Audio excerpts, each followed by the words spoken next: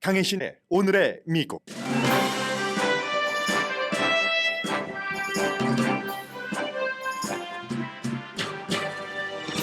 10월에는 전문가 예상보다 적은 15만 개의 일자리가 만들어졌고 따라서 실업률이 조금 올라갔습니다. 가을이 되면서 뜨거웠던 미국 노동시장이 식혀지는 신호로 연방준비제도가 반길 수치입니다.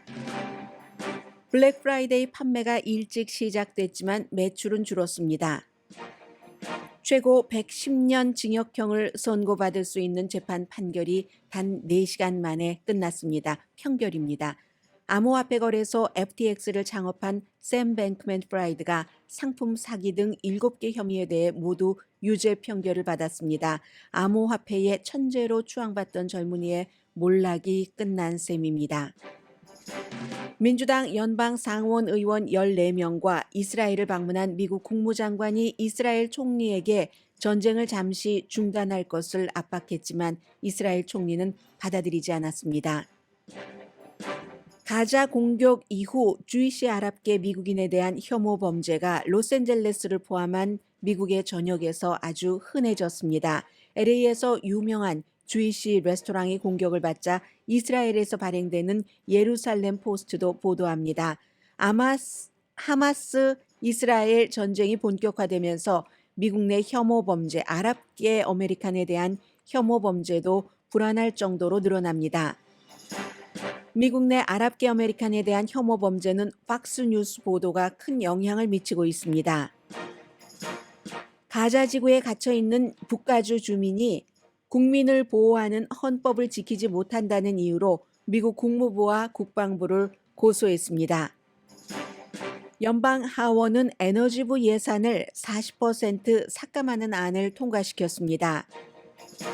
얼마 전에 인공지능 개발을 일시 중단해야 한다고 주장한 테슬라 창업자 일론 머스크가 내일 자신의 인공지능 회사가 데뷔한다고 발표했습니다. 이럴 줄 알았습니다. 여러분 안녕하십니까? 오늘의 미국 강혜신입니다. 미국 경제는 10월 달에 15만 개 일자리를 추가했고 실업률은 전달에 3.8%에서 3.9%로 조금 올라갔습니다. 일자리가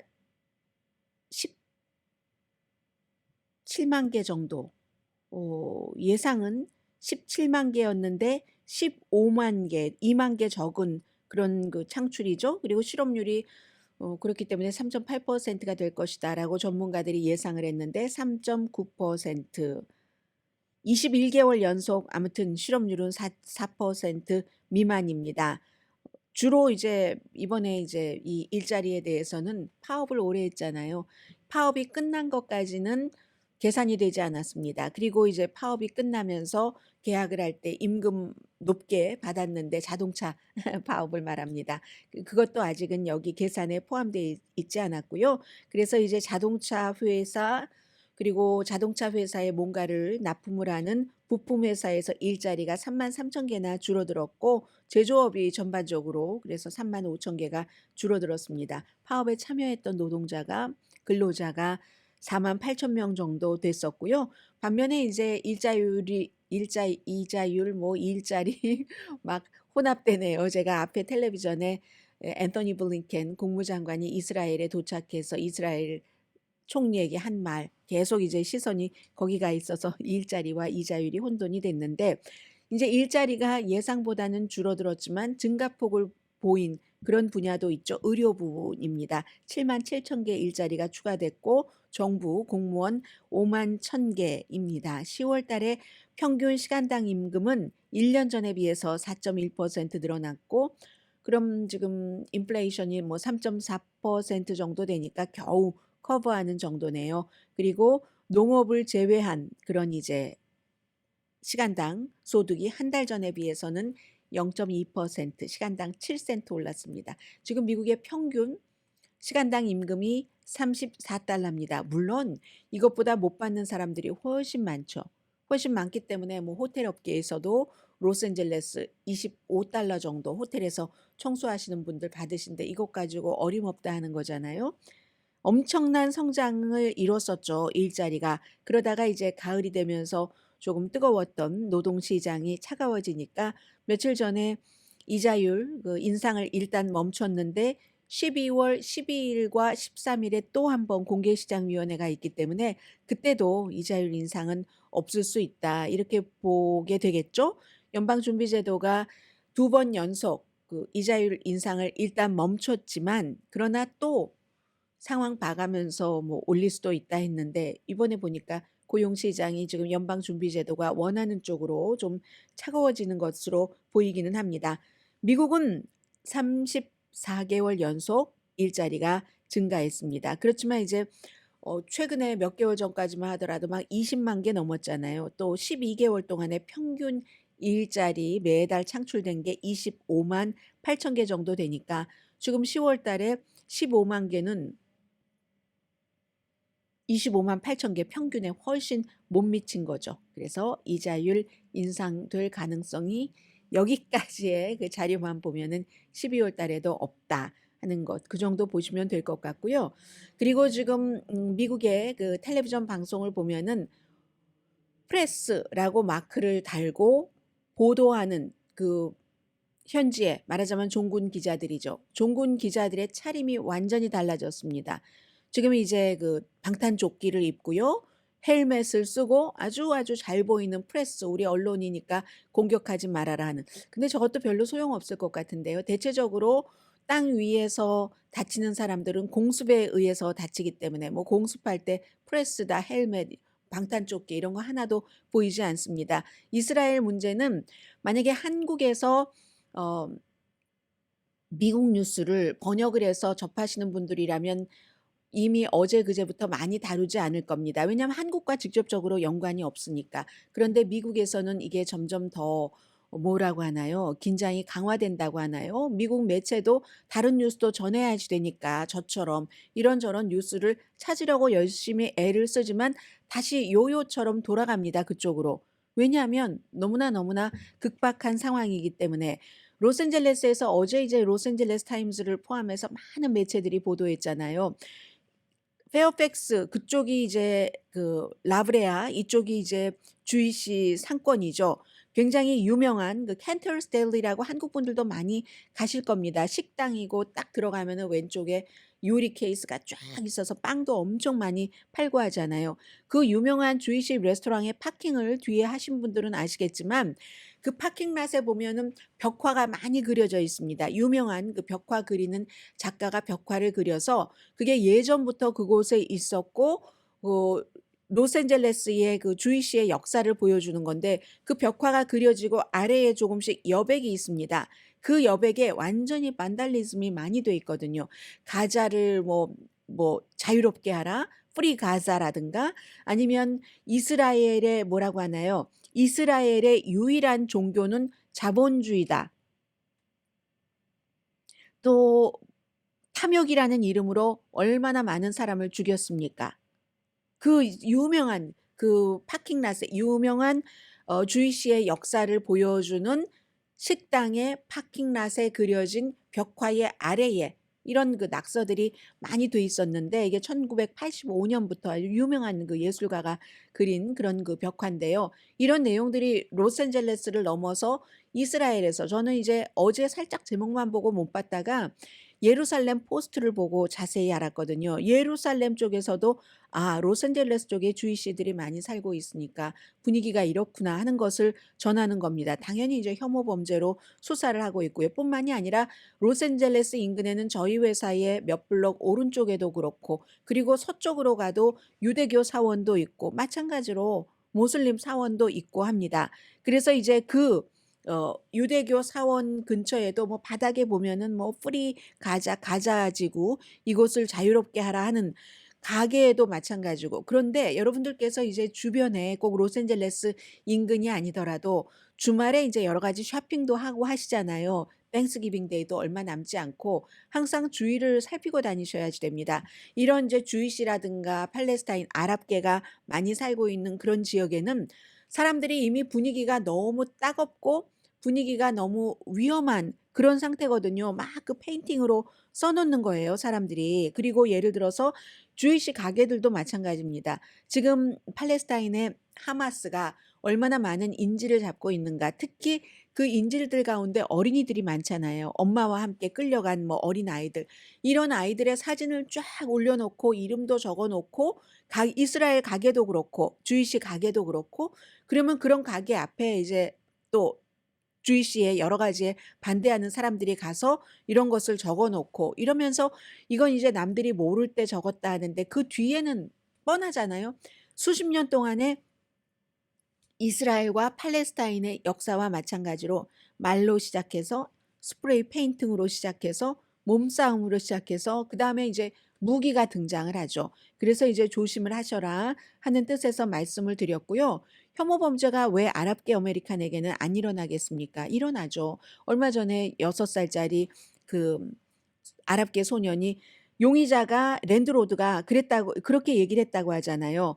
"이스라엘에서 우리 아이들을 무슬림이 죽였어. 무슬림은 죽어야 해." 하면서 6살짜리 아이에게 26번 칼을 댔다는 것 아니겠습니까? 팔레스타인 사람들은 살 자격이 없어. 이렇게 막 소리치면서 이제 아이를 살해했다는 건데 그 용의자가 70세가 넘었죠. 무죄를 주장합니다 지금. 그 용의자는 평소에 보수적인 라디오 방송을 굉장히 많이 들었다고 합니다. 미국에서 언론 매체에 진보가 많은 건 맞습니다. 맞는데 라디오는 보수가 꽉 잡고 있어요. 팍스도 그러니까 라디오를 놓지 않고 하고 있는 거잖아요. 그런데 아랍계 아메리칸에 대한 이 같은 그 혐오 범죄 같은 것은 팍스가 굉장히 기여를 합니다. 팍스로 볼 때 그렇게 해서 그 시청률을 올리는지는 모르겠습니다마는 터커 칼슨이 예전에는 이민자라든가 뭐 이런 사람들에 대한 혐오를 많이 뿌렸는데 터커 칼슨이 사라져도 제2의 제3의 터커 칼슨이 있습니다. 이건 테러리스트 한 그룹이 사라지면 계속 무슨 뭐 나오는 것처럼 마찬가지예요. 알카이다 사라지면 아이시스 나오고 하마스 지금 다 잡는다고 하지만 하마스 잡아도 또 다른 그룹이 나올 겁니다. 그래서 제시 월터스 요즘 잘하고 있습니다. 팍스로 볼 때는 터커 칼슨보다 어떤 부분은 더 나은 것 같기도 해요. 좀 과장이 덜하기도 하고 그 딜리버리 하는 데 있어서. 그래서 제시 월터스가 뭐라고 얘기를 하냐면 어 수요일 저녁에 방송에서 "내가 아랍계 미국인과 그리고 무슬림 세계에 하고 싶은 말이 있습니다." 이렇게 얘기를 하면서 우리는 제가 말할 때 제가 이제 제시 월터스라고 하면은 제가 우리라고 말할 때 우리는 서구와 서구의 테크놀로지입니다. 우리가 무슬림 아메리칸과 또 그냥 무슬림이 살고 있는 중동을 우리가 만들었습니다. 우리가 만들었고 중동을 그리고 우리가 부자로 만들었죠. 오일을 땅에서 우리가 파줬고 그리고 오일 수송을 우리의 군대들이 지키고 중동 사람들을 전부 우리가 부자로 만들었습니다. 우리가 중동의 군대에 자금을 다 대줍니다. 우리는 중동의 왕들도 존중하고 그리고 우리는 중동의 테러리스트를 죽입니다. 오케이? "우리가 해냈다. 우리가 하는 일이다."라고 얘기를 하니까 백악관에서는 정말 거짓말을 이게 그러면 막 중동은 아무것도 할 수 없는 건데 미국이 다 해 줬다는 얘기잖아요. "거짓말이다. 그건 이제 혐오만 퍼뜨린다." 하고 저는 이제 제시 월터스의 이런 얘기를 들으면 정말 그 미국이라는 이름으로 서구의 선진국이라는 이름으로 오만과 편견이 가득하구나 하는 생각이 들거든요. 어디 미국이 중동을 만들고 중동을 다 이렇게 살게 하고 했겠습니까? 서로 공생하는 거죠. 아무튼 이런 일들이 그러니까 그다음엔 무슨 말이겠어요. 이러한 아랍계에 대한 그 멸시와 오만과 편견과 이런 것들로 이제 아랍계 아메리칸들도 굉장히 지금 터커 칼슨의 후계자가 혐오 범죄의 대상이 되도록 하는데 도움을 주고 있다. 가디언의 보도입니다. 가디언의 보도고요. 그리고 지금 현재의 그 상태를 보면은 오늘 아침에 이스라엘의 주이시인 미국의 국무장관이 도착을 해서 국무장관은 개인적으로 끝까지 강조하는 건 이겁니다. "우리는 어디까지 이스라엘과 함께 설 겁니다. 이스라엘 혼자 서도록 놓아두지 않을 겁니다." 이런 얘기지만 그렇지만 아무리 주이시 국무장관이라 할지라도 미국의 국무장관이잖아요. 미국의 대통령의 톤이 좀 달라졌습니다. 톤이 달라졌고 그 달라진 행정부의 입장을 전하라고 했습니다. 그 행정부의 입장은 지금 미국이 조금씩 이제 빼고 있거든요. 아랍계 아메리칸들이라든가 세계에서 이스라엘을 미워하는 마음이 너무 많아지는 겁니다. 팔레스타인 일반인들의 어떠한 그 피해가 늘어나면서 그래서 이스라엘에 가서 벤자민 네탄야후와 또 새로운 전시 비상 내각이 있잖아요. 만나서 지금 인질들도 그렇고 또 가자 지구의 하마스와는 분리해야지 되는 팔레스타인 주민들의 인도주의적인 차원도 그러니까 연료를 보내라라고 얘기를 했고 그리고 일시적으로 좀 전쟁을 중단을 해라. 사실은 휴전이라는 일시적인 휴전이라고 말하는 게 뭐 똑같은 말이지만 그 말하기는 좀 미국이 뭐 쉽게 말해서 망신이잖아요. 절대로 그런 것 없다고 하고 불과 며칠 전에 유엔에서도 휴전 없다고 투표하고 했는데 세계의 여론이 그게 아닌 겁니다. 세계의 여론을 그냥 여론으로만 받아들이는 게 아니라 중동에서 이게 터져버리면은 그다음에 전쟁이 확산되는 게 미국이 원하는 게 아니잖아요. 레바논의 헤즈볼라의 지도자가 오늘 불과 얼마 전에 이스라엘의 선전포고 비슷한 걸 했습니다. 우리가 전쟁에 개입할 수 있다. 그렇게 되면 미국은 너무 힘든 거예요. 우크라이나 전쟁해야지, 중동에서 전쟁해야지. 그게 제3차 전쟁으로 퍼지면 여러분과 저에게는 좋겠습니까? 모든 일반 사람들에게도 다 나빠지고 하니까 이거 안 되겠다. 일단 멈춤. 좀 이렇게 전쟁을 일시적으로 중지를 해야지 돼 하고 얘기했는데 그 뒤에 벤자민 네탄야후가 발표를 했습니다. 우리는 계속 전쟁한다. 하마스가 인질들을 다 풀어주지 않는 한. 아니 이스라엘이 계속 공습을 하는데 하마스는 어떻게 또 인질을 풀어줄 수가 있겠습니까? 이게 모든 걸 다 갖고 주지는 않겠다는 그런 그 심보가 벤자민 네탄야후가 수십 년 동안 해왔던 심보입니다. 그렇기 때문에 이스라엘 내부에서도 벤자민 네탄야후 가지고는 안 되겠다, 나가라라는 얘기가 많고 기본적으로요. 하마스도 이렇게 얘기를 합니다. 그래? 우리 10월 7일과 같은 공격 사건을 또 일으킬 수 있어. 이렇게 얘기하니까 또 이스라엘은 서한 지구, 지금 하마스는 가자 지구잖아요. 서한 지구에서의 아주 그 팔레스타인을 대하는 게 험해집니다. 험하니까 또 팔레스타인도 서한 지구에서도 굉장히 강하게 대응을 하고 저 가자가 용감하다. 이런 얘기가 나오는 거거든요. 그리고 실제로 이스라엘이 안 지킨 게 많습니다. 오슬로 조약 1993년도에 이스라엘을 팔레스타인이 국가로 인정을 하고 대신 팔레스타인 자치정부 정도는 인정을 하겠다라고 하고 지금 안 되고 있지만 그렇게 한 이후에 정착촌이 4배가 늘어났습니다. 이스라엘 정착촌. 차근차근 남의 땅에 들어와서 그 땅을 우리 땅으로 해가는 그 비율이 4배가 늘어났습니다. 그러면 미국만 가지고는 안 됩니다. 미국이 지금 감시 드론 같은 것을 다 띄우고 있거든요. 그 가자 지구에 해서 뭐 인질이라든가 등등의 여러 가지를 하는데 미국 사람들 지금 뭐 몇백 명 못 나왔고요. 국제적인 비난은 계속 그 강해지고 있고 레바논 헤즈볼라 말씀드린 대로 전쟁을 선포할 수도 있다라고까지 얘기를 했거든요. 그러니까 어제 이스라엘에서 발행되는 비즈니스 그 컬럼니스트 그 데이빗 로젠버그 씨가 뭐라고 컬럼을 썼냐면요. 지금까지 미국에서 많은 특히 이제 기업인들이 이스라엘을 지지하잖아요. 그거 다 이 사람은 좋게 말했습니다. 이스라엘에 연줄이 있어서 아는 사람, 친구, 가족이 있어서이기도 하지만 그가 이스라엘에 투자해 놓은 돈도 있기 때문에 그렇다. 그런데 이거 위험해질 수도 있다고 경고를 합니다. 지금 이스라엘 사람들 많은 사람들 예를 들어서 사업을 하는 존 헌츠먼 정치인이면서 그리고 또 무슨 뭐 사업하는 누구 다 아이빌리그 대학교의 이사들이잖아요. 이 사람들이 이스라엘을 지지하는 게 뭐 이스라엘 주의시가 아니면서도 지지하는 사람들이 많잖아요. 그런 사람들은 거의 다국적 기업의 소유주인 경우가 많습니다.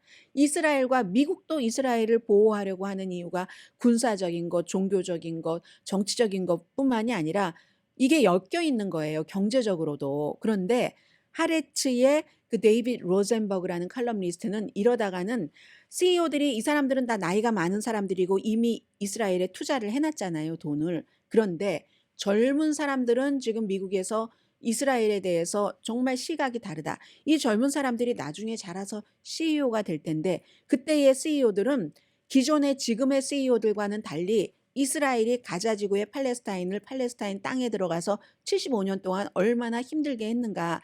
그러니까 젊은이들은 여기까지 생각을 냉정하게 한다는 겁니다. 이스라엘이 유럽에서 핍박받고 결국은 팔레스타인 쪽으로 쫓겨와서 땅을 이렇게 하다가 소수가 어느 정도 조금 이제 인구가 불어나고 할 때 팔레스타인도 처음에 같이 살아줬잖아요. 숫자도 많지 않고 하니까. 그렇게 해서 국가를 어떻게 다른 영국 같은 나라의 지지를 받아서 딱 설립하고 나더니 본인들이 그렇게 핍박받았으면서 팔레스타인을 저렇게 핍박하네. 젊은이들은 이게 딱 가슴에 들어간다는 겁니다. 그리고 젊은이들은 아직 이스라엘에 투자해 놓은 돈이 없어요. 그런데 그런 젊은이들이 나중에 커서 헤지펀드 매니저가 되고 이미, 그리고 어떤 CEO가 됐을 때 이스라엘은 몹쓸 나라야. 아주 말이야 남의 땅에 들어와서 저렇게까지 핍박을 할 수가 있어. 같이 살아야지. 두 개의 국가를 만들고 이렇게 생각하는 젊은이들이 많기 때문에 그런 젊은이들은 이스라엘에 지금의 이미 투자를 해놓은 CEO들과는 달리 이사들과는 달리 투자도 안 한다는 겁니다. 그러니까 이스라엘은 땅뿐만이 아니라 경제적으로도 살려면은 살살해야지 된다. 이게 어제 하레츠의 컬럼리스트가 쓴 일이고요. 미국도 지금 세계 사람들의 여론을 보는 겁니다. 바이든 대통령이 아주 곤란하게 됐어요. 개인적으로도 친친친 이스라엘이기는 하지만 지금 이렇게 압박이 강해지면서 반 이스라엘이 지금 높아지는 게 사실이잖아요. 하마스가 잘한다는 사람은 아무도 없을 겁니다. 서방 세계에서. 그러나 그 하마스 잡자고 팔레스타인 사람들을 저렇게까지 하는 것에 대한 이스라엘을 지지하는 사고가 제대로 박힌 사람들은 거의 없습니다. 아주 지나친 복음주의 기독교인이라든가 여러 가지 본인이 이해관계가 얽힌 사람을 제외하곤, 이게 지금 바이든 대통령의 딜레마입니다.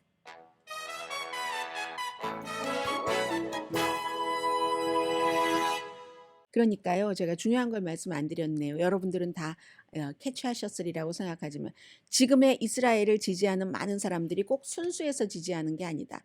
본인들이 이미 그쪽에 뿌려놓은 것이 이스라엘이 이겨야지 계속 열매를 거두기 때문에. 그런데 젊은 사람들은 뿌려놓은 씨를 걱정할 것 없이 너무 이스라엘에 대한 적대감으로 이스라엘에 투자하지도 않고 쳐다보지도 않고 비호감도만 높아진다는 겁니다. 그게 지금 중국이잖아요. 중국이 이스라엘과 이번 그 사건 이후에 뭐 안 하겠다는 거잖아요. 그런 얘기고요.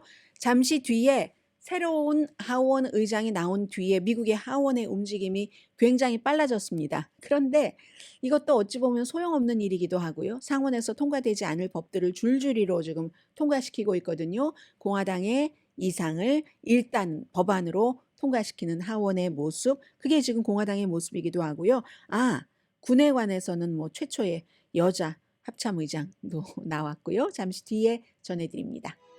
라디오 서울 방송 오늘의 미국 듣고 계십니다. 사실은 오늘 뭐 크게 길게 말씀드릴 이유는 아니지만요. 그 하원 의장이 마이크 존슨이라는 루이지아나가 지역구인 신임 하원 의장이 워낙에 잘 모르는 상황에서 의원들도 막 구글링 해보고 했다고 하잖아요. 상원 의원들은, 잘 알려진 의원들도. 그 상황에서 갑자기 이제 뭐 어부지리 성격도 조금 있죠? 많이 있죠? 해서 하원 의장이 되고 나니까 처음에 몰랐다가 막 드러나는 일들이 있습니다. 예를 들면 이런 겁니다. 그 사람이 언젠가 어피니언을 썼는데, 예를 들어서 로마 제국도 동성애자들 때문에 망했다. 동성애는 그렇게 거대한 제국까지 망가뜨릴 수 있는 거다. 그러면 이제 뭐 미국에 적용을 하면은 어떻게 되겠어요? 이제 이런 일들이 굉장히 중요하게 하나하나 나오고, 그랬더니 핏 부리저지 교통부 장관이 미국의 민주당이고 당연히 예비선거에도 나왔었고요.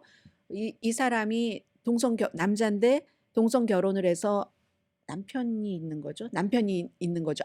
아이도 이렇게 해서 지금 갖고 아이도 기르고 있습니다. 사람들이 물어봐요. 그 발언에 대해서 어떻게 생각하느냐 했더니, 역시 이 핏 브리저지가 현명하다라고 생각하는 사람들이 많다는 게 이해가 됩니다. 뭐라고 얘기를 하냐면은, 저는 그 미국 사람들이 교통부 장관이니까 사용할 수 있는 좋은 교통수단을 만들고 유지하고 하는데 도움을 주는 사람이면은 누구와도 다 협력할 겁니다. 왜냐면은 그 목요일에 그 미국 사람들 많이 보는 레이쇼에서 얘기를 한 거거든요. 스티븐 콜베르에서 그 쇼에서, 아니 그런 말을 한 뭐 동성 결혼, 동성애 이런 것은 로마 제국도 파멸시킨다, 이런 말을 한 사람과 같이 일을 할 수 있어요? 하원 의장이고 교통부 장관이니까. 그랬더니 핏 브리저지는 할 수 있죠. 모든 사람이와 다 협력을 할 겁니다. 그리고 우리는 뭐 이렇게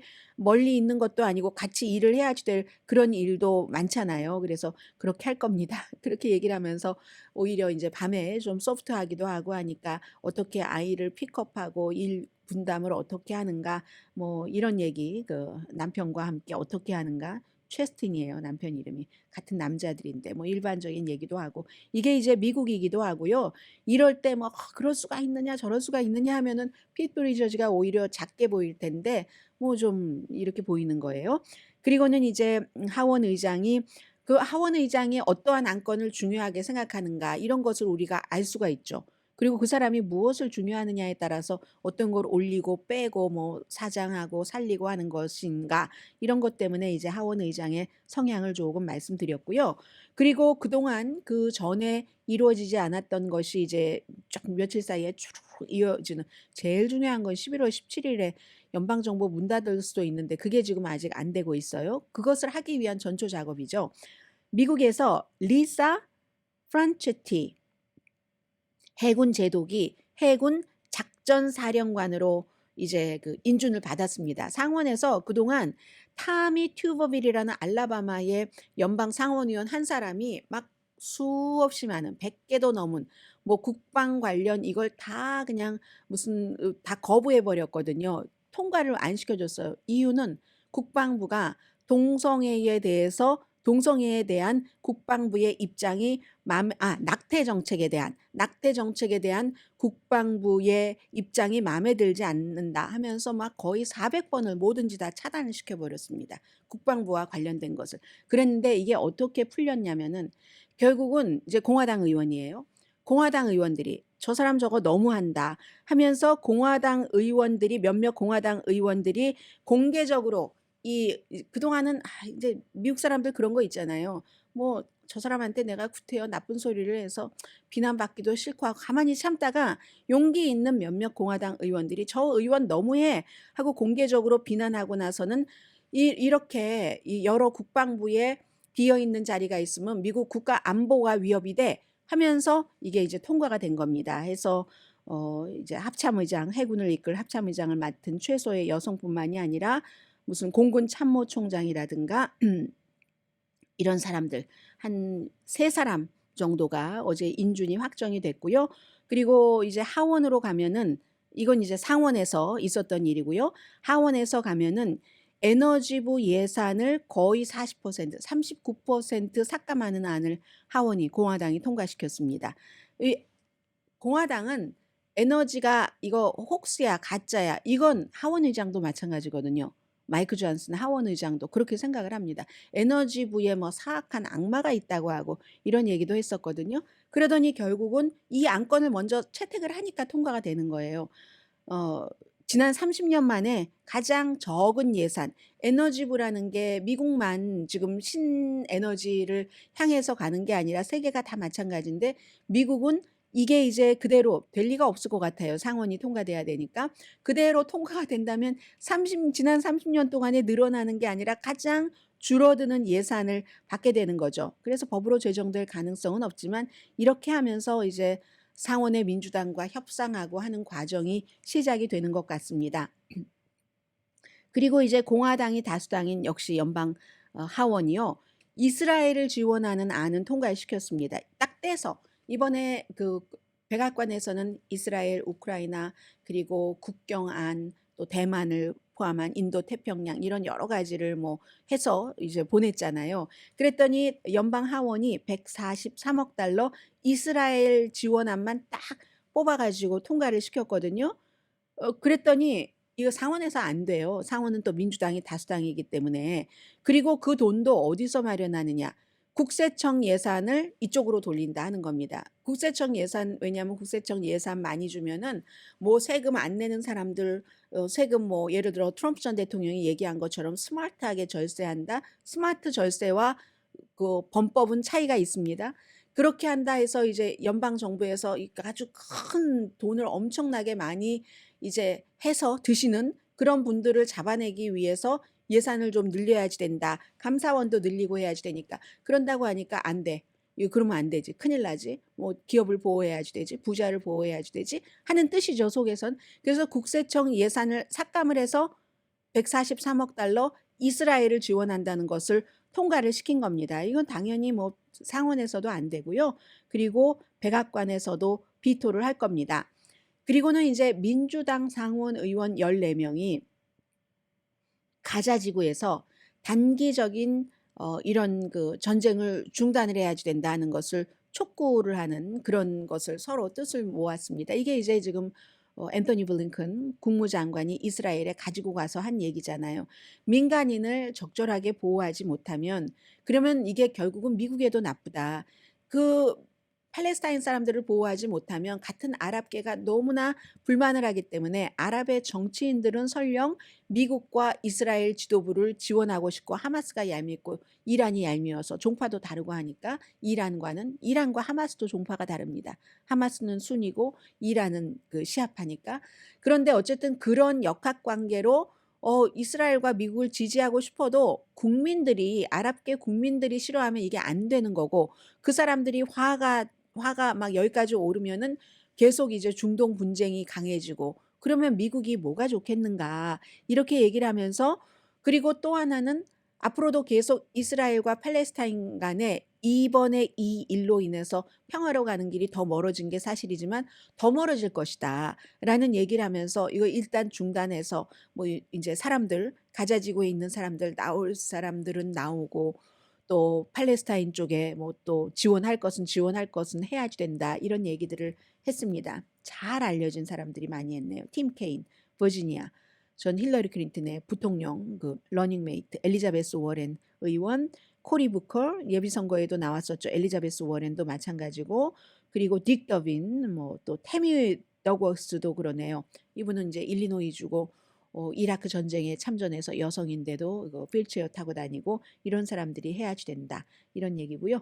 그리고 제가 앞에 부분에서 그 팍스의 터커 칼슨 후임자로 온 제시 월터스가 한 중요한 얘기를 안 했어요. 제시 월터스가 중동 말이야 우리가 다 만들어서 먹고 살게 해주니까 말이야 지들이 뭐 이런 식으로 얘기를 하면서 끝에 뭐라고 말했냐면 아랍계 아메리칸들에게 얘기를 하는데 여러분이 만약에 지금 제 방송을 보고 계시는 여러분이 아랍계 그 미국인이라면은 그렇다면은 이스라엘에서 하마스가 쳐들어가서 잡은 인질들 이스라엘에선 지금 유일하게 내세울 수 있는 게 그겁니다. 계속 어린이들 인질, 여성들 인질 포스터 쭉 보여주고 있잖아요.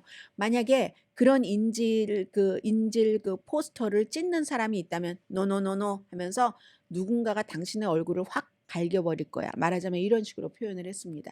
그러니까 이게 이제 아랍계가 이렇게 그 아랍계에 대한 그 폭력을 조장할 수도 있는 방송에서 그리고 가장 영향력 있는 프로그램이잖아요. 그렇잖아요. 제가 그 말씀을 노노노노 누군가가 당신의 얼굴을 확 갈길 거야. 이렇게 얘기를 하는 이런 거 보면은 사람들이 그리고 이제 팍스에서 보여주는 아랍계 사람들의 이미지가 굉장히 흉하고 이스라엘계 사람들 이미지가 굉장히 막 슬프고 고상해 보이고 이렇게 보여주거든요. 팍스에서 나오는 이민자들은 얼굴 보면 인상이 다 너무 험악합니다. 거의 그렇습니다. 이렇게 사람들을 시각적으로 호도를 하는 거거든요. 그래서 팍스를 보시는 분들은 대체적으로 이스라엘을 지지하고 지금 여론조사 보면은 공화당은 77%가 이스라엘이 지금 하고 있는 일을 지지를 합니다. 민주당은 33%만 지지를 합니다. 그런데 미국에서 민주당, 공화당을 빼고 밖으로 나가면요. 지금 날이 가면 갈수록 이스라엘이 너무하다 하는 여론이 많아집니다. 잠시 뒤에 이와는 전혀 다른 세기의 아주 중요한 재판이 끝났기 때문에 그 재판을 한번 쭉 보면은 사람이 너무 탐욕을 가지면 우리가 야 저런 천재가 다 있어? 하고 추앙했던 사람이 110년 선고받을 수도 있구나 하는 것을 한 번은 정리를 해야지 되겠죠? 잠시 뒤에 뵙겠습니다.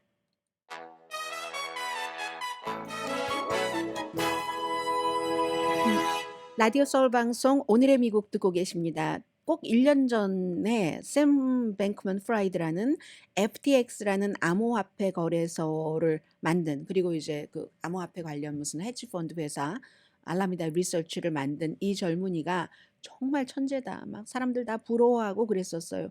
그런데 그 몰락의 끝은 1 년밖에 안 걸렸고 그에 대해서 배심원들이 유죄 판결을 내리는 데는 4 시간밖에 안 걸렸습니다. 뉴욕이었어요. 7개 미국 역사상 뭐 가장 큰 금융 사기에 속았는데 뭐 대출 기관에 대한 사기, 증권, 뭐 자금 세탁도 했고 공모 막 직원들 시켜서 이렇게 하라고 하고 막 손님 돈을 엄청나게 많이 빼다 쓰고 80억 달러 손님이 넣었던 돈이 다 사라진 거잖아요. 그래서 이 사람이 언제가 선고 공판인가요? 얼마 남지 않았던데 선고 공판에서 어 110년 징역형에 처해질 수 있고 그리고 또 다른 재판도 제2차 재판도 남아 있거든요. 전성기가 불과 얼마 되지 않아요. 수백만 명의 손님이 있었고 그리고 수십억 달러의 그 말하자면 그 손님들이 넣어 놓은 그런 그 자금이 있었죠. 완전히 이 암호화폐 업계의 신동이었고 암호화폐 업계의 미래였는데 그런데 이게 막 투자한 손님들이 이 투자한 돈으로 막 거의 막 얼마 뭐 100억 달러를 본인이 세운 또 다른 회사의 알라메다 뭐 리서치로 빼돌리고 이렇게 저렇게 해서 막 31살에 암호화폐 천재, 탐욕스러운 억만장자 이렇게 해서 집은 또 바하마에 있고 미국으로 자진 송환했잖아요. 이렇게 곱슬머리를 한 그게 이제 그 사람의 그 시그니처인데 해서 이제 이게 제일 처음에 알게 된 것은 2022년도에 암호화폐 뉴스 매체인 코인데스크라는 데서 대차 대조표를 지금 이제 트럼프 전 대통령 가족들이 쭉 그 일로 인해서 재판을 받고 있잖아요. 같은 뉴욕에서 대차 대조표를 이 코인데스크라는 곳에서 공개를 했더니 야, 이 자매 회사인 헤지펀드 알라미다 리서치가 자산이 없는데 이게 이렇게 들어갔다 저렇게 들어갔다 하고 중간에 이제 같이 일하던 친구, 여자친구들이 본인들이 유죄를 인정하고 증언을 하기 시작했습니다. 그래서 이제 이런 뉴스들이 알려지니까 사람들이 일단 돈을 막 빼잖아요. 그랬더니 뺐더니 또 빼가지 못하게 딱 조치를 취했고 그래도 80억 달러가 남아있고 이걸 어떻게 해보나 자금 조달을 해보다가 결국은 파산을 하고 그전에는 이 사람이 천재다 해서 엄청난 사람들이 엄청 투자를 했었죠. 막 언론 플레이를 너무 잘하고 등등 했었는데 2014년도에 MIT를 졸업했습니다. 아직 젊잖아요. 그리고 무슨 뭐 명문 뭐 그야말로 헤지펀드 회사에서 트레이더로 일을 한 막 수학 천재라고 사람들이 그러더군요. 그래서 이제 친구들을 이렇게 저렇게 만나고 여자친구 있고 하면서 그럼 그 돈들을 다 어디다가 갖다 썼나? 기본적으로 뭐 광고 요금으로 10억 달러를 쓰기도 하고요. 10억 달러면은 이 본인이 만든 그 암호화폐 거래소 FTX 2021년도 수익과 거의 같답니다. 막 탐브레디 지지하고 슈퍼볼 광고하고 그리고 뭐 벤처 부동산에 개인 비용 개인 제트기 타고 슈퍼볼 구경하러 갔느냐 이렇게 막 그 수사팀이 물어보면 아 그게 잘 모르겠는데 하면 사진 딱 보여줘요. 이런 수사는 이렇게 하는 겁니다. 아무것도 모르는 연기인이에요. 아무것도 모르 그때 그런 일이 있습니까? 하면은 아 기억이 나지 않는데 하면 사진 딱 보여주고 그 제트기도 막 호화로운 내부고 그런데 재판받는 도중에도 이 젊은이가 굉장히 그 좀 오만했다고 얘기를 하거든요. 예를 들면 나는 뭐 나쁜 뜻이 없었다. 고객 돈이 그렇게 되는 거 인지하지 못했다. 트럼프 아들들과 똑같아요. 고객 돈이 그렇게 되는 걸 왜 몰라요, 본인이. 본인이 아랫사람 시켜서 그렇게 했는데 그리고는 또 그다음에 말 막히면은 변호사가 있었기 때문에 나는 내가 하는 일이 옳은 줄 알았다. 뭐 이렇게 말을 하고 근데 배심원들이 그걸 다 인정하지 않는 겁니다. 배심원들이 바보입니까? 해서 그 거대한 재판이 5주일 만에 끝났죠. 아무튼 그래서 항소할 수 있지만 선고가 내려지기 전에는 항소하지 못하고 그밖에 뭐 많은 외국인들과 뭐 뇌물수수 등등 또 다른 재판이 남아 있어서 이렇게 정말 간단하게 화려하게 올라갔었던 그런 젊은이가 간단하게 무너졌고요. 이 얘기야말로 간단하게 전해드리겠습니다. 왜냐하면 한인들 저희 회사에 광고하시는 분들 한인 사회에서 또 사업을 하시는 분들도 계시는데 제가 구태여 외국 회사를 선전을 할 여러분들의 선택입니다. 근데 많이 하면은 그게 형평성이 안 되잖아요. 블랙 프라이데이에 다른 여러 회사요. 월마트라든가 타겟, JC페니, 베스트 바이 그리고 뭐 로브, 또 콜스 이런 데 홈디포 다 일찍 시작을 했대요. 할인을 참고하시기 바랍니다. 그런데 매출은 지난해와 같지 않다. 이 정도로만 말씀드리고 다음 뉴스로 이어지겠습니다.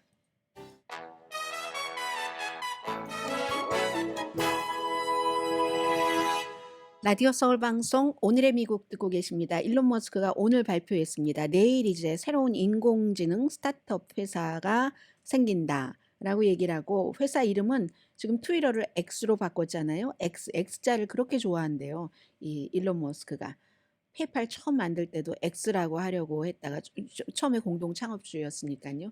그러다가 사람들이 X 하면 성인용 무비가 생각난다 해서 안 했다고 하는데 결국은 마음속에 갖고 있던 것을 이렇게 꽂아 넣네요. 이번에 인공지능도 X는 소문자로 쓰고요. XAI 인공지능이다.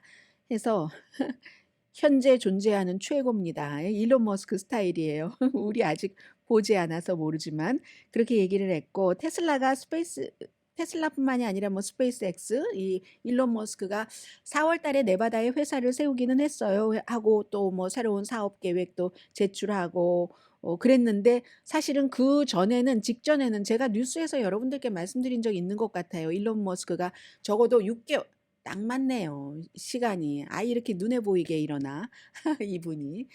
그때 인공지능이 인간에 너무 위험하기 때문에 일단 6개월 정도 개발을 중지를 해야지 된다고 엄청 주장했었어요. 일론 머스크가. 그래서 제가 그때 여러분들께 그렇게 말씀을 드렸죠. 그러면 미국만 하는 게 아니라 인공지능이라는 게 찬반이 있고 장점과 단점이 있는데 다른 나라들이 다 하기 때문에 미국도 안 할 수 없다. 더군다나 중국을 어떻게 할 것인가 이게 전문가들이 우려하고 있는 점이다. 어차피 이건 진행이 된다라고 말씀을 드렸잖아요.